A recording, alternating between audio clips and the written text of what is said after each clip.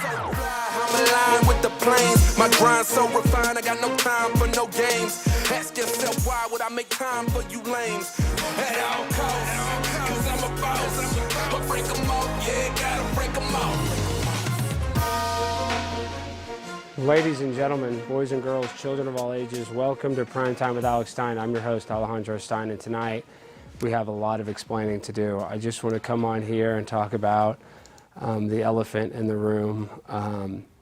Everybody saw last week while I was hosting Tim Pool's show, Timcast IRL, one of the biggest political live streams on the internet. I had had a confrontation. I had a conflict on the show, and I spoke out, and I said some stuff that was construed as anti-Semitic.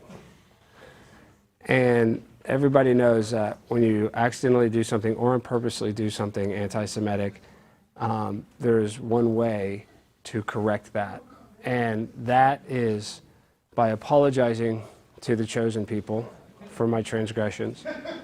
And I also want to digitally show you that I respect all Jewish people by, come over here, I'm going to go to the Wailing Wall digitally. So what I'm doing here is a show of faith. Baruch Hashanah, Baruch Hana Hashanah. I am sorry, Jesus is not that great. I agree with your take about Jesus not being that cool. I forgive you for stabbing him on the cross. He tore down your temple, and so he was asking for it. I learned all this at Auschwitz. They flew me on a trip to Poland, and I learned about what they did to my friend. Hitler was the worst man alive. Nothing redeeming about him, nothing at all. And he did create animal cruelty laws. He was the first person to do that, but that's not redeeming. Hitler sucks. I hate Hitler. I hate Nick Fuentes. I hate David Duke. I'm sorry for what I said. Please forgive me. Seriously, ever since that thing went viral, all I have is hate in my DMs. I love Jewish people. I love the Talmud. I love what it says. I'm going to start following the Talmud. I'm going to convert to Judaism just because I want to be just like the Trumps, just like Ivanka. I'm going to be just like you, Ivanka. So now I sit at this wall and I ask whoever the Jewish God is, Lucifer. No, I'm kidding. He's not Lucifer. That was rude. Okay, I'm getting re-educated slowly but surely. So I love Israel. It's the greatest place in the world. Jeffrey Epstein definitely did not work for them, trying to solicit powerful politicians and putting them in vulnerable situations in order to gain leverage so that on a geopolitical scale they could actually win a lot of trade arguments and do sinister stuff like molesting kids. Israel had nothing to do with that, even though Jeffrey Epstein, after his arrest in 2009, happened to go to Israel right before sentencing in Florida. And Alex Acosta, who was the Attorney General at the time, said that he was connected to high powerful people as if it was some sort of agency, alphabet agency is what he insinuated. So I don't know why I would say that. And you know what? I love it when Israel bombs a church. I love it when Israel bombs a hospital. That's where they got all the bombs, you idiots. Hamas is using them as human shields. We need to blow up every hospital in Gaza. I don't want a damn Band-Aid in that town. And food? You guys need Ozempic. You don't need food. You fat Palestinians, fat ass, fat DJ Khaled Palestinians. I love Israel. I love when you send gay influencers there to do gay stuff on the Western Wall or the Wailing Wall, whatever the hell they did. I love it. Who was that influencer that was there recently? Xavier. I love when you put Xavier doggy style on the wall. That's what we need. We need more black men in Israel. The black Hebrew Israelites were the original Israeli Jew. Black Hebrew Israelites. So what did we learn? Well, we learned that I was wrong, and the Jewish Illuminati is more powerful than you could ever imagine, and that's why I'm here today correcting the record on what happened. And you know, it makes me think about last weekend, and then fast forward to what just happened, and you look at this beautiful young Ukrainian refugee just trying to get home from work, probably paying taxes, and she's just riding the train for $2.50 because she doesn't have enough money to pay for a car or take an Uber. And what does she get in return for coming to this country, trying to live and make herself have a better life and not live in a war-torn country being bombed by Russia? She comes here. She's in Charlotte, North Carolina, a place that typically you wouldn't even know black people live in. I didn't know that. I didn't know black people in North Carolina. Who did? But guess what? They do have them. And some of them get arrested 14 times for violent crimes, and they don't go to jail. And then what do? They get on a train and they stab you on the neck. Because that's America. That is a country that we live in. Where if you mind your own business and you think, oh, well, you know, I have this false sense of security. Nobody's going to try to stab me. I'm just looking at my cell phone. I'm just on a train. I'm not going to look at the deranged black man that has a shiv, you know, in his wrist waiting to attack me. I'm just going to ignore him. But that's the problem. When you ignore the elephant in the room, it stomps on your head and smashes you like a grape. And then what happens after that? What happens when the elephant stomps your head in? Everybody around, all the other elephants, do they get up and try to help your ass? No! They whip out their phone and they take a damn picture! Because this country has become a laughingstock. This country does not care about one another. As a matter of fact, everybody in this country wants to tear each other down. And there was people on that train, when they saw that beautiful woman get stabbed like that, and they watched her bleed out and watched her life leave her body, they didn't even react because they're so desensitized from all of the trauma that they face every single day. So really, who is to blame for this? Drugs, culture, the media, a lot of stuff is to blame. But when we have Ukrainian refugees leaving war-torn countries to come here and get stabbed in the neck like they're in the damn Mexican cartel, it makes you think, is America the greatest country on earth? We do have the most military bases in the world. We do bomb the most hospitals. We do sell guns that shoot the most people. Does that mean we're the good country? Because are our politicians doing enough to protect people? I don't think so. Do you feel protected? I don't feel protected. Is our guest ready? No, something's up. He hasn't joined. Well, that's fine. We don't even need him. We got a $50 super chat. Oh, $50 super chat from who? Rex Jones. Oh, Rex is a man. We love you, Rex. What do you say? Incredible opening monologue. Alex is a badass. Rex is too kind. Rex is the future king, though. Rex is a young man. I believe he's like 24 or something. A really sharp guy. He's building an Al-Qaeda studio. That's what we got to do, guys. We got to wipe out all terrorists because all terrorists deserve to die. And I know we're on YouTube, so we can only say so much. So we're talking about in Minecraft, in the video game. That's where they take the terrorists out. But on a serious note, I guess, yeah, I know your arm's getting tired, Nate. Let me sit behind the desk. I know you're getting emotional. We kind of wailed at the wall. We wailed at the wall. Well, did we actually? Wait, no. Let's show a little bit. Let's go. Do we have Iryna? Do we have the young lady? Yeah, we'll pull her up. Look at this lady, guys. Look at her. What would drive a sick individual to go and unprovoked attack this person? And that's the problem. I know we keep on talking about problems, is that she did everything right. Literally, she did nothing wrong, and she was still a victim. Because currently, in the world that we live in, nice guys finish last, no good deed goes unpunished. And since that is a reality in which we live in, it encourages people to be bad.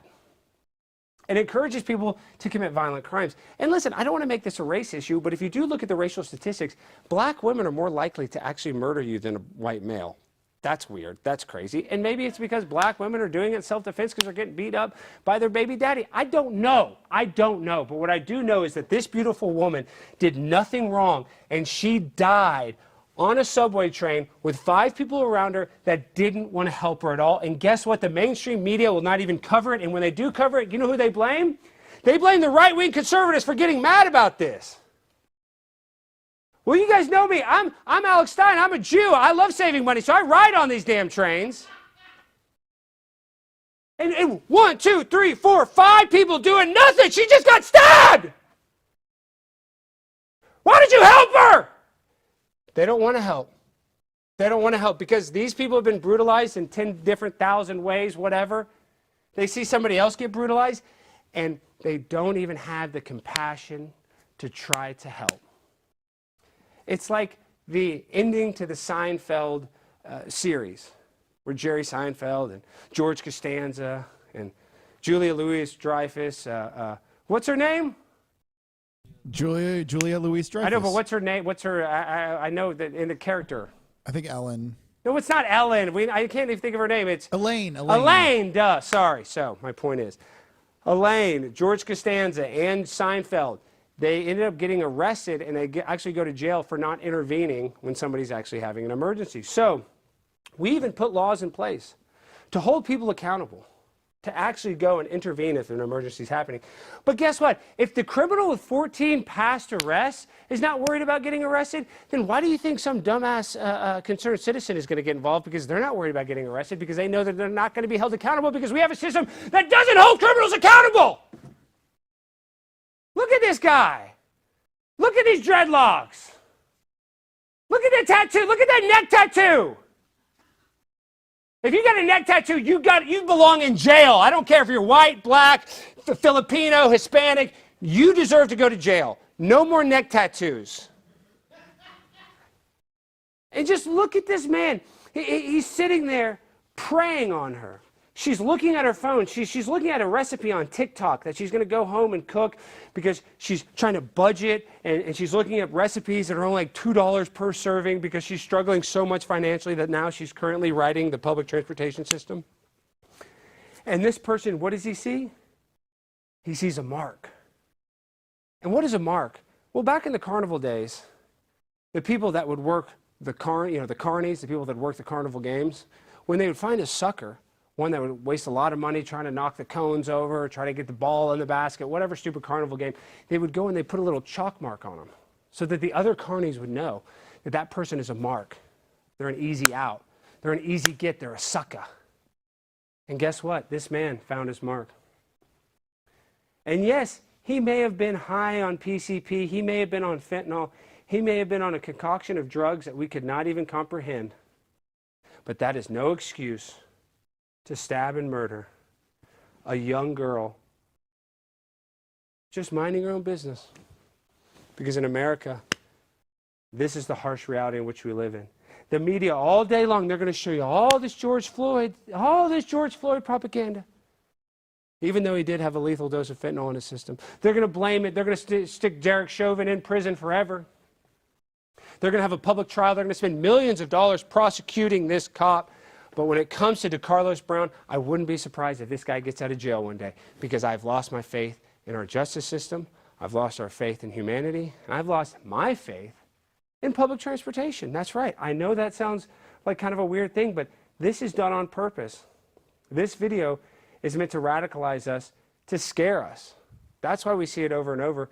Is it a wake-up call? I don't know if America will actually wake up from this. Because when I don't see the mainstream media cover it, it makes me very worried. And then when I see all the right-wing accounts sharing it, it just kind of increases the fear that people already have. So when something like this happens, it doesn't help anything. It only hurts. Go back to the wall. Maybe if Decarlos Brown would have taken one trip to Israel, one free vacation, he could be like Congressman Richie Torres.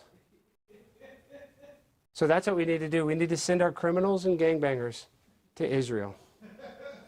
I'm asking Benjamin Netanyahu, Naftali Bennett. Is that how you say it, Naftali Bennett? Yep. Naftali Bibi. I want to create a program where I get the blackest, biggest criminals, ex-cons. We send them to the wall. They go to Jerusalem. You deal with them a little bit. Re-educate them like you re-educated me. You could solve the problem. Just like how you guys helped NWA and how you guys helped all those black rappers. Let's ship them all to Israel. And we could end the hate that we're currently experiencing in America. What does the chat think about that idea? You gotta kiss the wall. Oh, okay. Hold on. Get it, make sure you can see it.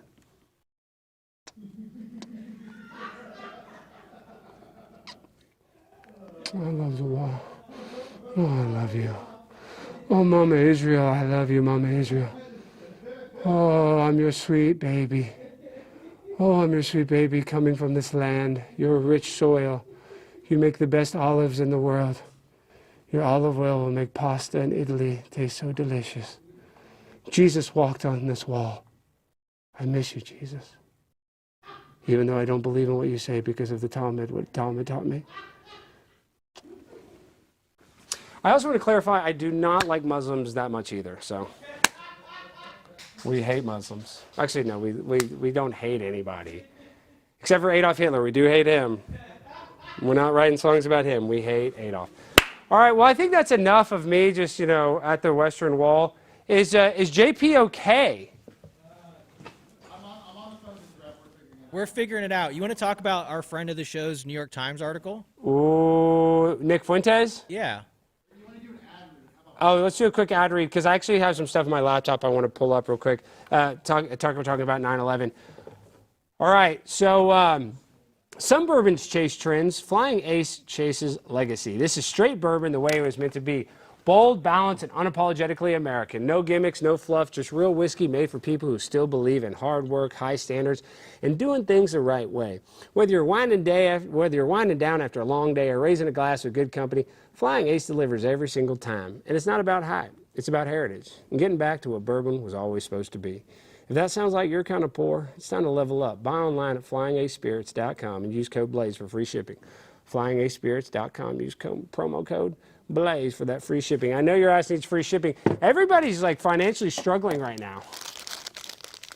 I know that I'm about to be financially struggling. I don't know what I'm going to do for a job. Luckily, I have a hot girlfriend that's going to be able to financially support me, she says. I don't know if she's... I hope she doesn't change her mind on that. She could change her mind on that. I hope she doesn't. I've always kind of wanted a sugar mama, prepaid if you're in the chat. But yeah, let's pull up some stuff. This is a picture I want to pull up, George. Kind of going back to the rant that I was saying. So this is one of the people on the train. And look at them just looking at their phone. No big deal why a woman is bleeding out. And why does this happen? Like, why is this person so desensitized? They got the McDonald's shirt on. They're probably working at McDonald's, had a long day. They deal with all that cow blood. They deal with cooking those burgers all day long. They see the fattest, nastiest customers that come in there yelling at them because their hamburger doesn't have enough mayonnaise on it. And they deal with the worst of the worst. So when they see something like this, it's almost not a big deal. Like, to him, it's almost like, oh, let me just post this on TikTok. Maybe it'll get 1,000 likes. Because that is the society that we're currently experiencing, where everybody is demoralized enough where you see a person die and you don't even want to get involved because you don't want to potentially be a victim. And it's that kind of victimhood mentality that makes us all cowards. It makes us scared to step in and intervene. And if we just had one Daniel Penny on that train, the same guy that New York City spent millions of dollars trying to prosecute because he did the similar thing that happened on his train. He saw a person that was mentally deranged attacking somebody physically, and they decided to intervene. But sadly, when it comes to Iryna Zarutska, there was nobody on that train to intervene. There was no Daniel Penny. And what happens? Now, a young woman with her whole life ahead of her, and it's just gone. And I saw that her parents actually declined to have her body flown back overseas, and they want her to be buried in America because she loved America so much. And I love America so much. I want to be buried in America. And imagine that, like, you're a Ukrainian refugee and you come all the way to this country only to be brutally assaulted and murdered by a random stranger while you're on your way home from work. Makes you not want to work. No wonder people are addicted to their phone and on the internet all the time, because if they try to ride the damn subway, they're going to end up with a knife in their neck. So I I'm really sad about this whole entire situation, and I'm sure you are too. And what do we call this? A racial fatigue, black fatigue, white fatigue, but it's not even like a black and white problem, even though we want to make it that. It's more of like a societal problem where we have a bunch of people that are strung out on drugs, mentally ill. Even if you give them a free apartment, they've done this in Seattle, they've done this in Portland, where they give the homeless people a free freaking apartment, and they still go and decide to sleep out on the street every night because they're mentally ill. So it's the same process that we use for people that have gender dysphoria. Instead of actually helping their mental illness, we tell people to cut off their dick. We tell people to cut off their tits. And that's an actual a medical diagnosis that real doctors give to people that are confused about which gender they are. Instead of telling somebody, hey, look, you're not a girl, you have a wiener, they say, you know what, you are a girl, let's chop that thing off. And that's what's happened in this situation, because we live in a situation, I gotta stop saying situation, but that's exactly what happened, is that we have a system, a homeless industrial complex, a criminal industrial complex that benefits criminals and does not benefit law-abiding citizens, where you can have 14 prior arrests and be let out of jail on a $500 bond by a liberal judge that's 300 pounds and looks like she eats a Popeye's chicken for every single meal. So, I mean, I'm a little upset, and you should be too. Oh, and we got our guest. Guys, he's such a badass. You guys all know him and love him. He's got a huge YouTube channel, a huge social media following, and he's got a great comedy tour coming to a city near you. With all that being said, let's welcome on the one, the only JP Sears. JP, how you doing, brother? Alex, I'm good. Hey, I apologize. I had a time mix-up. Don't worry. Don't worry. Identify as retarded. And if you expected me to be on time, then that's ableist of you, and I won't stand for it. And you are right. I am an ableist. But speaking of ableism, what I know we like to joke around, and I know I'm being a little maybe too serious about this, but JP, a damn Ukrainian refugee riding the subway home unprovoked gets stabbed in the neck. And as egregious as that is, it's even more egregious that it's not getting the mainstream media coverage that it deserves. So what do you make of this entire tragedy? Yeah, first off, I don't support stabbing Ukrainians in the neck. Damn. I don't support sending money to Ukraine, but also let's not stab them in the neck. And obviously the media's not coverage, but lack of coverage. To me, it only looks like, well, the crazy murderer was a black guy. She's a white girl. That doesn't fit the narrative that we're looking to push, because we want to, from the globalist perspective that controls the propaganda outlets, that doesn't strengthen the narrative that we need to just kill all white people and do away with them, even though that he killed a white lady. He did kill a white lady. And I think what's even more egregious of the whole situation is that there's 6 people or 5 people around her after she got stabbed. And I know they're not paramedics, but they didn't even kind of give it the appearance, right? Their body language didn't even really change after this happened. They didn't even seem worried. So what does that say about society, that you get stabbed in the neck and there's 5 good, not good Samaritans around to not do anything? Yeah, we need more Daniel Pennies, I'll tell you that. I mean, the least you can do if you see a homeless black guy stab a non-homeless white lady in the neck, throw up. It's probably gross. It at least shows some sympathy. You were present enough to acknowledge the thing. But honestly, and I'm not the first one to say this, we have a very weak culture. I wouldn't expect women to stand up to a homicidal maniac. I don't think they should, even though that woman in the red there looks like she's a linebacker. But where are all the real men? I think they sent a message when Daniel Penny did what a real man is supposed to do. He was being a protector, protecting innocent bystanders from a crazy, dangerous person. And then, of course, communist New York tries to make an example out of him. He got let off, but years of living hell, not knowing, is he going to prison for the rest of his life for doing the right thing? That kind of crap sends a message to real men and says, there's a penalty for you being a real man. Please don't do it. No, No, I think the real men need to be men again. I agree 100%, and you are right, because they penalize people for actually getting involved and trying to help. It demotivates people to actually get involved when the situation actually arises. So you're 100% right. And what do you think, like, why, when we see this, I guess this is kind of my question. Am I being a sensationalist like when the left sensationalized George Floyd, or do you think it's justified in all of the conservative outrage in this incident? Yeah, I think there's two parts to the conservative outrage. And honestly, maybe there's three parts, and I think two of them are justified.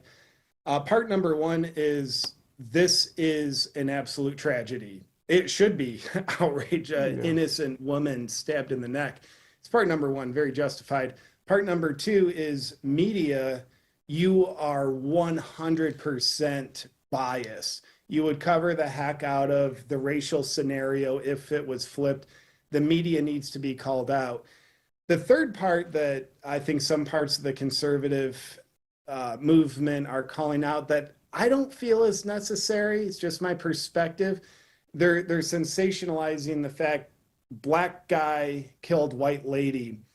You know, I know when you look at the crime stats, it's like, I wish this wasn't the case, but yeah, a lot of the crime stats are overwhelmed by the black demographic. I'm someone, I like to be like, murderers are murderers. I will discriminate against all of them. Yeah. I don't care what their skin color is. But I think the right needs to be careful about not just doing the whites or the left's anti-racism, where we become doing anti-racism. Still racism, but yeah, facts are facts, call those out. But yeah, I don't necessarily want to push a different racial narrative. I'd rather push a murdering's bad narrative. I agree. I don't want to make it a black versus white thing, but it's just when you see it and it's just so, it's like so egregious, right? You're like, damn, if you just look at this video, it'll make you cry. And so, and maybe that's done on purpose too, where I'm arguing that the media is not covering it. Maybe they purposely don't cover it to create more of an outrage, so more conservatives share it, so more conservatives get racist. That could be possible because, you know, this is going to only make people more racially divided, which is really a sad thing, but that's just the reality of the situation. Now, I want to get funny. I want to talk about your comedy tour, but I have to talk about now one serious thing. This is a serious thing.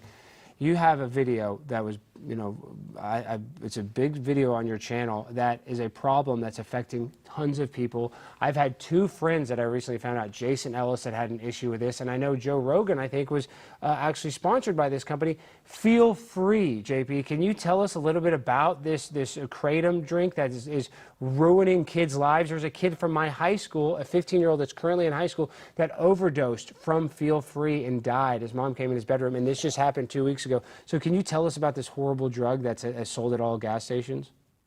Yeah, it's called FeelFree. It's in a little bluish purple bottle. Here's the worst part. It's marketed as like a health mechanic, like a caffeine alternative. It's like, yeah, dude, a bullet's a caffeine alternative. Doesn't mean it's good.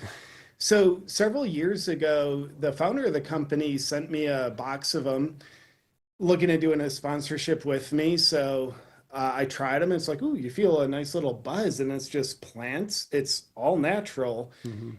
But then I did some research, and it's like, okay, it has kratom in it. Did more research. Kratom's got a good thing. It can help people get off opiates, mm-hmm. but it can also be addictive unto itself. So ultimately, I said, no, I'm not doing the sponsorship. Something that has potential to be addictive, I don't want to introduce that to my audience. But I had a box of them. So lo and behold, I started getting addicted to them without knowing I'm getting addicted to them. That's the funny thing. Well, JP, because I watched your video. This is the thing. I had another buddy, Jason Ellis, that's sober. And the other buddy that got addicted, like these are like you, that's a health tonic because they're sober. So it doesn't have alcohol in it. It's not marijuana. So you think, oh, I can take this. It shouldn't mess me up too much. But what the hell? So the first time you did it, you only sent one box. That was enough to kind of put you over the edge and basically make you addicted? Yeah, I don't know if one box, 12 come in a box, was enough to send me over the edge, but it's like, oh, I like how I feel on those. Like you've got a clear mind, but you feel a little bit of a buzz. Like you're not motor impaired with alcohol, but you feel a buzz. Well, if So you it's feel like, euphoric, that's the other thing. Is sadly it causes euphoria. Euphoria is actually one of the most fun feelings. You kind of feel happy. But euphoria doesn't last. After the euphoria goes away, actually the side effects are worse than the euphoria you face. But I can see why that gets addicting, because you take something and all of a sudden you're like, whoa, I'm in a good mood. You know, I'm relaxed. My anxiety's gone. yeah, 100%. So after I had my first box, it's like, all right, you know, maybe I'll get another one of those. Where can I find those? So eventually it's like, without realizing it, I'm dependent, because you go euphoric, but then you go the opposite. Like you have a letdown effect, then you build up a tolerance, you need more and more. And before you know it, it's like, yeah, I just want those all the time. So, you know, very grateful to get out of that almost 2 years ago. And, you know, I made that video calling out the company, because if you're hitting a bottle of Jack Daniels, you at least know alcohol has the potential to become an addictive problem. These things, people have no idea. They probably think the opposite because it's a health tonic. But to me, it feels good for a while. You dig yourself in a hole. So I love to warn people, stay away from these. By the way, the founder of the company used to be in prison for fraud. And then he comes out, launches this company, public appearances, and conceals all that. Apparently, he even changed his name. So it's like the company was kind of built on fraud. Then the marketing is, you know, the founder of the company is kind of a fraudulent presence. Then the marketing is absolutely fraudulent. I know there's been class action lawsuits against the company, but honestly, it's something I went through. And if I can get a few people to see my video, help them just avoid this trap that's disguised as euphoria, then that's the least I can do. No, and I think that was really brave. I really commend you for that. And like you said, the marketing. I think he was a sponsor on Joe Rogan's show. I'm pretty sure. I know Rogan has talked about them before, and like he's said, yeah, comedians come into the club, but with those, and I've had the manager look into those, and Rogan's kind of warned against them. Oh, he has, good. And I'm not saying Rogan's endorsing it. I'm just saying this is a thing, and that's why I appreciate you making that video, where people don't have any idea. They don't know what this Kratom 7.0 synthetic thing is. Like you said, they think it's a freaking health tonic, when really it's an opioid that's the same as morphine, and has serious withdrawal symptoms from this product. You know, you would think that it's a health product, which is going to make me feel healthy, not make me have painful withdrawals that make me, you know, reliant on it to feel any sort of normalness. Yeah, well, I appreciate you saying it was brave of me to do. To me, it's just the right thing to do. It's not like I changed my gender or anything, so it's not that brave. You're right. It is definitely not that brave. Okay, and real quick, we got you for a couple minutes, but tell us about your tour. I have to brag about myself. I'm doing a tour for Turning Point USA. I'm going to be at 10 different colleges in the next 3 months, so I'm going to be very busy. But can you tell us about your upcoming tour, and then I'll plug mine after you get off the show. But tell us all about your tour. Yeah, America's Back tour. So I've been on tour kind of constantly for the past 7 or 8 years. And I'm not touring next year. So this is like the end of this road. I'll be in San Diego this weekend, Winnipeg, Canada, Calgary, Canada. I guess I'm just going to communist places. California, Winnipeg. Well, JP, you have the most famous thing. What was it, the club in Seattle? Or where was the club where they tried to cancel you and they... Probably Spokane, Washington. Yeah, in Spokane, Washington. Yeah, that's so funny. But you do a lot of those liberal places and you sell out. So are all these shows going to be packed out too? That's a good question. I hope so. I'll also be in Dallas, so they're not all super liberal places. But I'll tell you, Calgary, Canada, that's about as Texas as you can get in Canada. It is, the people up there, they're not woke, they are awake. Yeah, so, you see those videos of the Stampede, they're having sex in an alley at the Stampede. They're doing all kinds of nasty stuff. Like good conservatives. Good conservative values, because they're married at least. I mean, they're butt naked in the middle of the street, but at least they are married, and that's okay. Now, let's ask you some tough questions, JP. I'd like to get your input. Obviously, the war in Ukraine is terrible. This refugee gets stabbed. We want that to end. Now, though, it's looking like we're about to be in a war with Qatar. You saw that Israel bombed Qatar. We're supposed to get a plane from Qatar. Are we about to be in World War III, JP? What do you think is about to happen with America and our current situation overseas? Good question. I don't have any intel on Qatar. I didn't even see that. I was hooked into. They killed the top 5 Hezbollah officials in Qatar. So now Israel's not just bombing children in Gaza, they're bombing Qatar as well, which we like. Or we like that. Nice. We'd rather them bomb them than the children, right? My jury's out on that. I spent the morning deep diving into the communist leaders fleeing for their lives in Nepal. But I will say a war I do support. When President Trump was playing international water polo with Venezuela using missiles on their little drug running canoe boats, give me that all day. That is the right thing to do. Wait, JP, real quick. Now I guess I'm going to go in libtard mode, activate libtard mode. Do we want our government systematically bombing boats that they say are drug runners running drugs to America that have engines that would go less than 40 miles? That's a good question. You raise a yellow flag there. So I'd go full bombing. Full bombing. So we just bomb. Because, I look back at the Middle East, and I'm not even talking about Israel. I talk about Edward Snowden, and he released the Snowden files. And apparently, the United States military dropped bombs on weddings. They dropped bombs on funerals. So it seems like America's very bomb happy. I love America. You have that flag. Obviously, you love America. But, JP, how do we, and I know you're very based. I know you are a Zen person. You like to be healthy. Isn't that dropping bombs the most unhealthy thing you can do on a society? Well, it depends on who you're dropping them on. If you're dropping them on the cancer of society, there you go. It's chemotherapy okay. in detonation form. But you raise a good question. A boat that goes less than 40 miles. I didn't even think of that. Yeah. When I support bombing, I like to know as little information as possible, Alex. Now that is a good policy we can get behind. Okay, JP, we've asked you all the tough questions. Now let's ask you some easy questions. Right now, we got the tour, you're being the comedian, but really it's kind of hard now because Trump is in power. It's hard to kind of be critical of our own government. So how are you kind of towing that line where you can still, because that's why people like you, because you are an anti-establishment comedian. So how do you toe the line right now when really conservatives are in power, Yeah, honestly, to be truthful, I think we need, and I'm doing my best on this, I need to be self-deprecating with what I support the most, because I spent 4 long freaking years just bashing the Biden administration with comedy. 100% they deserve to be called out, and they should. We had to shine the light on that. But then when it's Trump in it, it's not like, hey, everything's fair game, because it's like, I love so much of what he's doing. But when there's things to be called out, I don't want to be the idiot that says, well, that's my guy, it's all good. No, it's being a sheep.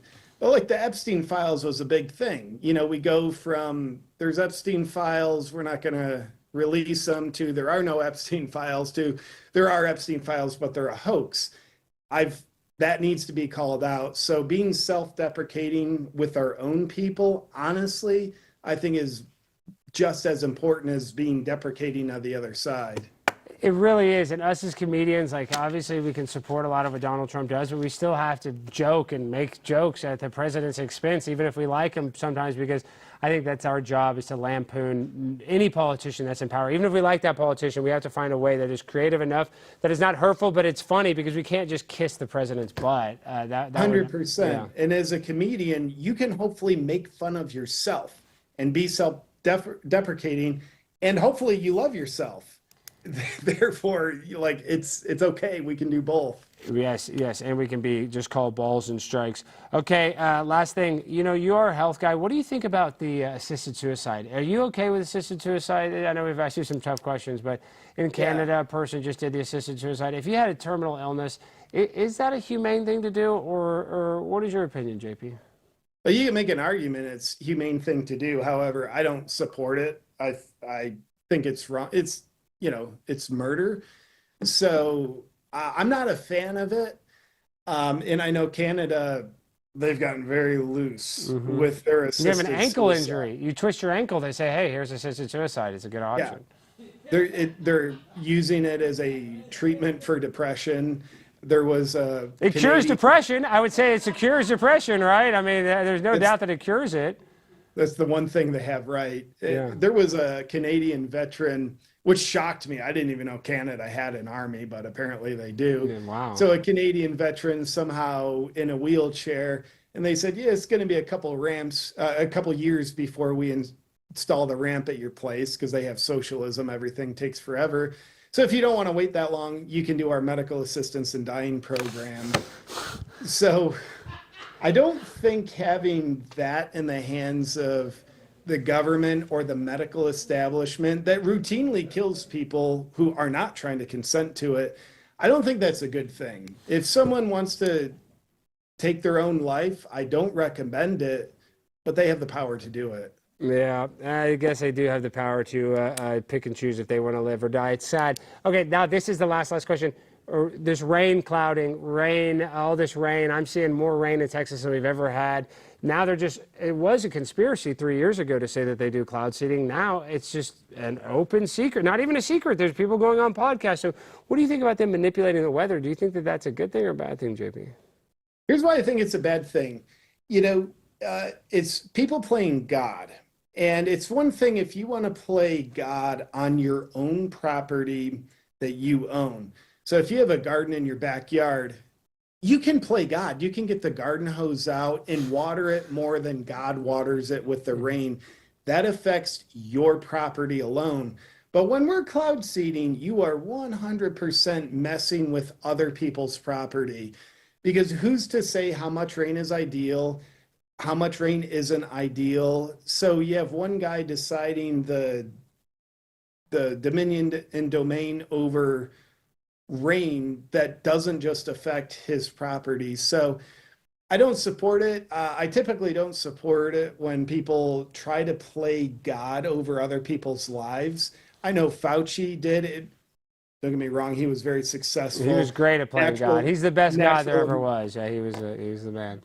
Natural immunity and gender are the two biggest mistakes God's ever made. So thank God we have vaccines and knives. But yeah, I'm not on board with cloud seeding. Well, we agree on a lot. Okay, JP, before you go, how can people find you on your upcoming tour? We put the link in the description, but I'm sure our audience definitely wants to go see you. And I encourage everybody to go see JP. He is a killer. He's very funny. I know on the show we kind of acted serious tonight, but you get to see him cut loose when you see him live. Yeah, best place to find me at my website, awakenwithjp.com. Got all my social links on there, my tour. And Alex, lastly, man, I've been so angry at you. You went mega viral like twice in a day a couple months ago. That was crazy. Your trans Texas State House Senate hearing, yeah. But here's what made me mad. When you cut in on MSNBC saying MSNBC sucks, I got so confused. I'm like, well, this is on MSNBC, and this is the first time they don't suck. But it's Alex saying that they suck, which makes them not suck for a change. Confused me, so I just got angry at you. That really is a paradox. Is I'm saying MSNBC sucks, and then finally they don't suck for 10 seconds. Wow, you're brilliant, JP. And yeah, we did get a double dose of virality that day. And dude, well done. I appreciate that. I'm trying to get to your level. Everybody go follow JP. He makes great content, and his channel is always booming. I really do appreciate you making time, JP, because I know you're busy. And guys, everybody go see him on tour. That's a call to action. That is not a suggestion. Go see JP. He will show you that love and support back because he's actually a real badass. JP's not one of these egomaniacs, too big for his britches types guy. He's going to see it. Do you do the meet and greet too after the show, or do you not do that? Yeah, I do. You know, I know we're still in the middle of a pandemic, yeah. But I love it when people cough in my mouth. I'm not afraid to shake hands. I'll be in California, so I guess I'm not afraid to step on the same needles everybody's stepping on. So meet and greets, I ain't scared. No need to fear. JP Sears is here. All right, JP, great work, brother. Keep it up. Everybody go see him on tour. All right, guys, go support JP. Now we're getting to my favorite part of the show where I drink my Diet Coke. And, I have a lot of stuff pulled up. But I feel like what's most important right now is we have a very important date coming up this week. It's probably the most important date of the year. That is September 11th. And it is the anniversary of the terror attacks that took place that day. And the reason why it's so near and dear to my heart is because there's a lot of unanswered questions. One of the first questions is, how do two planes, smash into two buildings and then three buildings fall down? And then how the hell were they able to find the terrorist passports, but they weren't able to find any of the black boxes on the plane, which are actually designed to be indestructible in the case of a crash? So questions and anomalies like that, it makes you think. And so I want to play a little clip of, let's show my laptop, of Tucker talking about 9/11 real quick. This is just kind of a short clip. Hopefully I'll play it a little faster. And just listen to my boy Tuck, my biological stepfather, 9/11 pilling Piers Morgan. Real. No, of course I didn't allege that, the Jews did it. I don't even know what that means. I think, in fact, saying things like that is a way to discredit. The Jews definitely did not do it. The Jews definitely did not do it. The Jews had nothing to do with it. Wink, wink. No questions. Right. Benjamin Netanyahu on camera right after said this is a good thing because it brings the United States into a conflict that we've been involved in on an existential level for decades. He said that out loud. I'm not guessing, you can pull the tape. We know that a group of Israeli art students, who clearly were not art students, clearly some of them were aligned with Israeli intelligence, were arrested and held for quite some time in the United States before being released without charges. And we know that a group of them, again, I'm quoting an FBI document here, not the internet, filmed the attacks on 9/11, and I'm quoting, seemed to have foreknowledge of those attacks. Now, you were not allowed to follow up in any of this. Fox News did a series with Britt Hume and Carl Cameron, which many people have seen in a bootleg version on the internet, but they did it within weeks, saying, what is this? There was an Israeli spy ring in the United States, and they clearly knew 9/11 was coming. This is Fox News. They pulled that under pressure. They pulled that off the internet. It's not searchable in any Fox News archive, but they aired it. I know the people who did it. Of course, I worked with them for years. They're real people. They're not crazy. In fact, they're pro-Israel, but they had a fact set before them, and they reported it, which is called journalism, and subsequent generations have been forbidden from noting what is now factually true. Those are factually true statements. Now, we tried to interview some of those people. One lives in the United States, in California, and made no headway whatsoever. And we knew as we did it, by the way, that we're going to be attacked as anti-Semites or something. So Tucker's getting canceled for that. And I wrote a little song, but I want to pull up something because he said something interesting. He talked about there's some Israeli art students that lived on the 93rd floor. Oh my gosh, why do I always mess up spelling Israel? Israel art students. Okay, let's see if this comes up. I probably should have already had this pulled up. But yeah, there was these art students, and they lived, you can kind of see this picture right here. So these are the Israeli art students. They actually made a documentary called The Bee Thing. And then if you actually look at the information that are on these boxes, believe it or not, supposedly these are fuses for to detonate like tannerite and explosives. So I don't know. There's a lot of weird stuff. Okay, so take out. You can, I guess, stop showing that because I'm definitely going to get a strike. But what Tucker said, I want to write. I'm just going to kind of freestyle a song about how Bibi Netanyahu liked 9/11. So Bibi Netanyahu said 9/11 was good for this world. He said those buildings burning down made your place a safer town. They got a gun and shot everybody that was brown. They don't give a damn. Osama was found. He knocked over the towers from a cave. The Patriot Act made you a slave. This was the goal from the start. They will shoot you with a gun right in the heart. They make a passport that survives a crash and fire you for being an ass. 9/11 was exactly how they said. 3,000 people were supposed to be dead. They died when they jumped from those falling towers.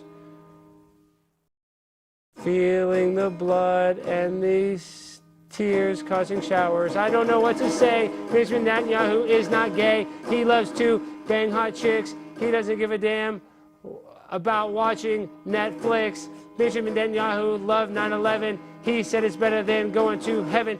Benjamin Netanyahu wants to make the Gaza through. He wants to knock down every single building. Every single hospital has to go. He is thinking you're a bitch ass hoe. He doesn't like any of the whites. He believes that you don't have any rights. Thank you. Thank you. What is the chat saying? This episode is kind of off the rails. I bet they're pretty mad right now. Let's see. Let's go to Prime Time with Alex Stein. We're just going to kind of freestyle all night. Oh, guys, make sure to go follow the Alex Stein channel as well, because, you know, we're going to be going live from there a lot more often. It's in the description. The link is in the description. Now, if I can just find this. Look at you guys. Oh, my gosh. I really appreciate you guys watching. Hit that like button. See, why is there not a proportionate amount of likes to motherfucking viewers? Okay, come on. Get the handheld. Let's this kind of, we're going to have to sing some really good songs tonight. Let me sit on the desk. Okay. I wish I was a little Jewish boy in Gaza playing with my little toy. It is a flamethrower ready to burn. These Palestinians are about to learn that the Jewish Illuminati is stronger than you can tell. If you get stabbed in the neck, you don't even go to jail. Charlotte, North Carolina was a tragedy. Benjamin Netanyahu threw a 9/11 party. I think it is weird that we still don't know what happened at the Pentagon. Those planes crashed fast and they didn't live on. Mohammed Atta was the best terrorist. He flew into that building and made New York pissed. Netanyahu said the terrorists were brave. The Patriot Act turns you into a slave. Warrantless search and seizure of your email. If you talk about Israel negatively, you will go to jail. I love the Torah, it's my favorite book. Benjamin Netanyahu is definitely not a crook. He's my favorite Jew to ever live. I wish America had more money for Israel we could give. $3 billion is not enough. The IDF sure is tough. You know, I was thinking about how the Department of War, you know, is the new name that is of the Department of Defense. You guys saw they changed the Department of Defense to Department of War. And I was thinking, like, I actually appreciate that, because now the government, they're being more honest. You know, it's not about defense. It's about war. It's about killing. It's about bombs over Baghdad. That's an Outcast song, but neither here nor there. My point is, the Department of War is more honest. And I think that other militaries should take suit or follow suit when it comes to being more honest when it comes to their military names. The first military I can think of is the IDF, right? What does that stand for?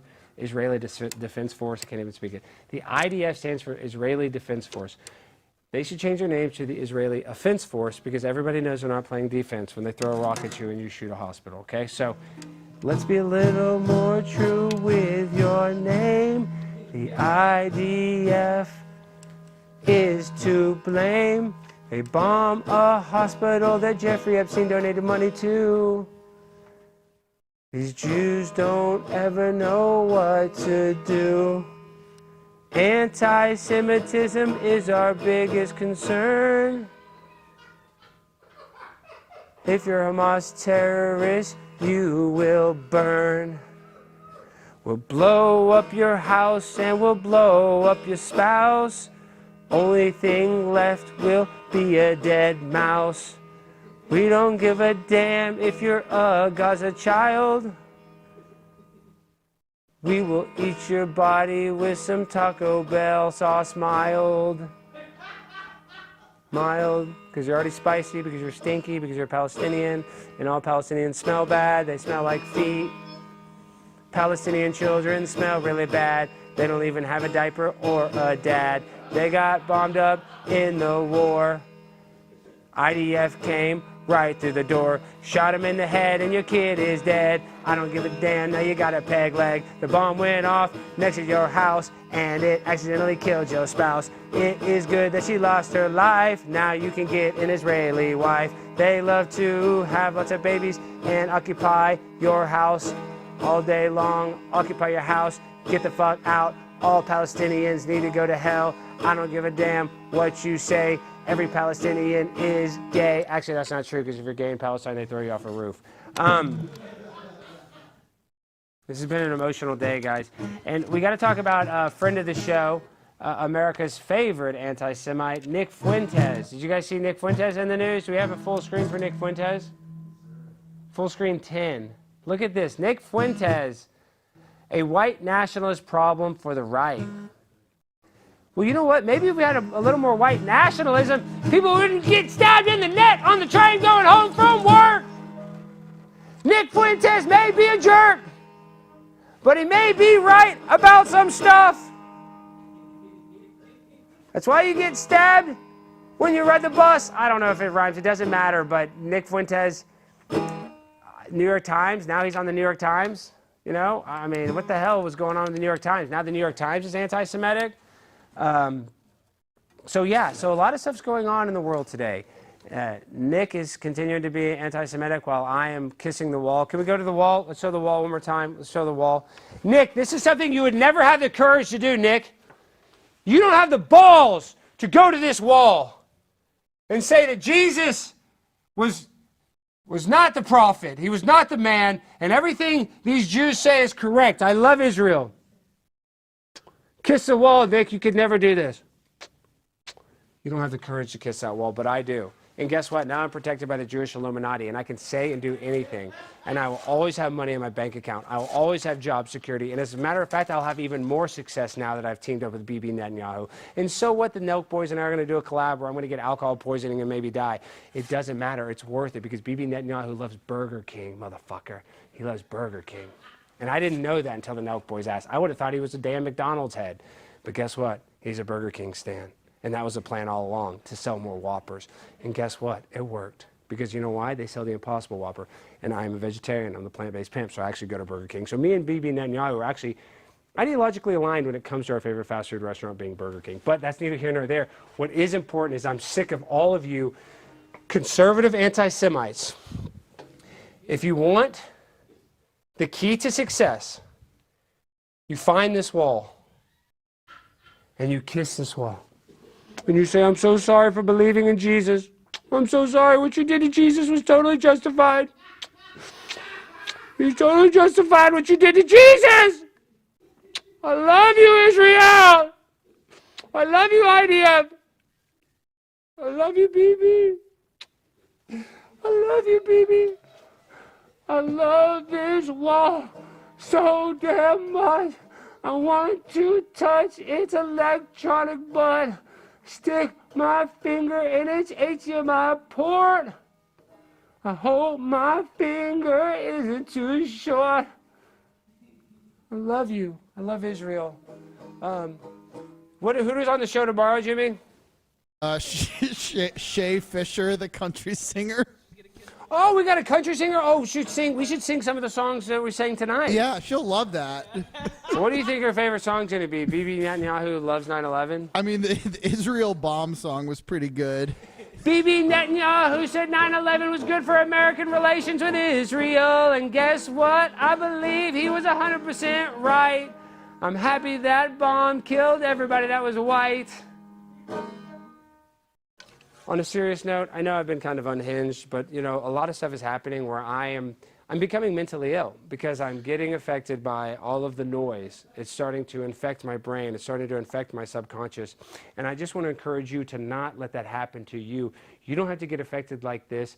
And if you are getting affected, maybe reach out. I can send you on a trip and you can kiss the Wailing Wall and become Jewish and fix all your problems, because once the Jewish Illuminati sets their sights on you, they're either going to destroy you or they're going to lift you up. And guess what? I'm not getting destroyed by a bunch of Jewish magic. So we're joining the Klan, And we're going to start reading the Torah on the show. We're going to start reading the Talmud, even the bad parts. We're going to read those, and we're going to follow it and respect it. So who's with me in the chat? Who loves Israel in the chat? Say, I love Israel.